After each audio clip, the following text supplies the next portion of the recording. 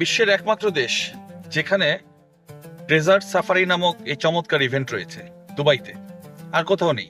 মরুভূমি অনেক দেশেই আছে, ডেজার্ট অনেক দেশেই আছে, কিন্তু ডিউন ড্যাশিং যেটা ডেজার্ট রাইডিং, যেটা সাফারি বা এই যে গাড়িতে করে এই মরুভূমিতে মরুর ঝড় তুলে ঘুরে বেড়ানোর এই সুন্দর আয়োজনটি আর কোথাও নেই। আজকে আমরা সেদিকেই যাচ্ছি। আমরা এই পথ ধরে এগিয়ে যাব এবং সেখানে ল্যান্ড ক্রুজার একটি গাড়ি নিয়ে তারপরে এই ডেজার্ট সাফারি করতে যাব। এটা খুব এক্সাইটিং, কারণ এটা আমার জন্য একদম নতুন অভিজ্ঞতা। আর ওখানে নিশ্চয়ই ইভেন মরুভূমিও আমার জন্য এই প্রথম দেখা। সো এটা খুব আনন্দঘন হবে বলে আমি মনে করছি। যাচ্ছি সেই পথেই।